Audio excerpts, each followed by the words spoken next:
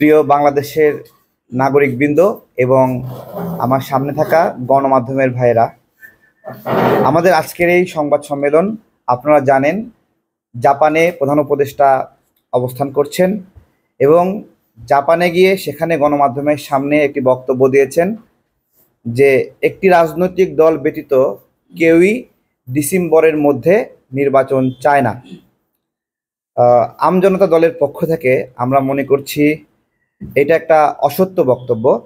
আমরা যে সকল রাজনৈতিক দল গণঅভ্যুত্থানে অংশ নিয়েছিলাম অথবা গণঅভ্যুত্থানে অংশ নেয়নি এরকম রাজনৈতিক দলও সামগ্রিকভাবে প্রায় সকল রাজনৈতিক দল ডিসেম্বরের মধ্যে নির্বাচন চায়।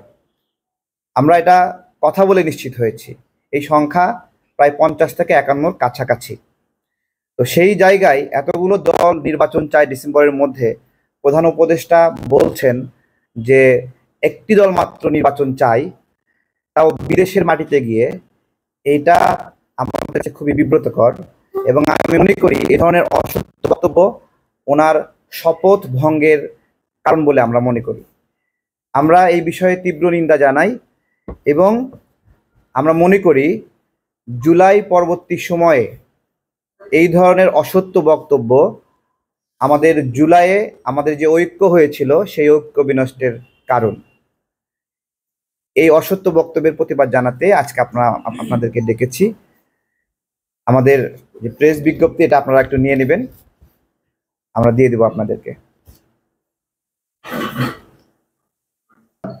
প্রথমত, বর্তমান যে সরকার এটা আমাদের গণ অভ্যুত্থান পরবর্তী একটা সরকার।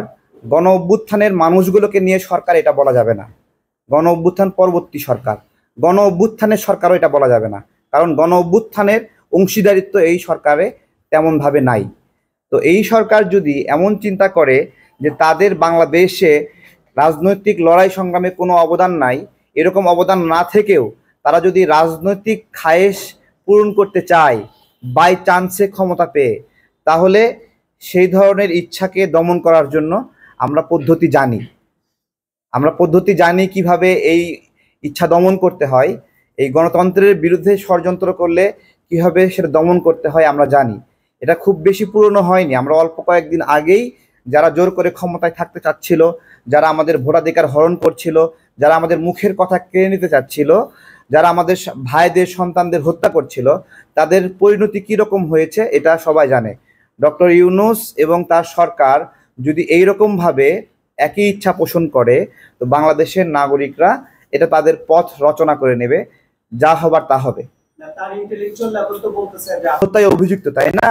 কিন্তু শেখ হাসিনায় বাংলাদেশের রাজনীতি তার অনেক অবদান আছে না?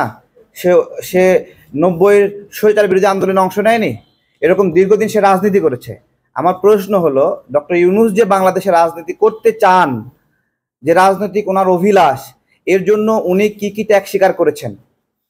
উনি যে রাজনৈতিকভাবে রাজনৈতিক দলগুলোকে মোকাবেলা করতে চান, উনি গত 17 বছরে কোনো গুম খুন ক্রস ফায়ারের বিরুদ্ধে বক্তব্য দিয়েছেন? ভোটাধিকারের জন্য কোনো বক্তব্য দিয়েছেন? এই গণ অভ্যুত্থানের পক্ষে কোনো বক্তব্য দিয়েছেন? উনি গণ অভ্যুত্থানের পক্ষের শক্তি না গণ অভ্যুত্থানের বিরুদ্ধে শক্তি ছিল? উনি বলতে পারবেন নিজেকে? বলতে পারবেন না।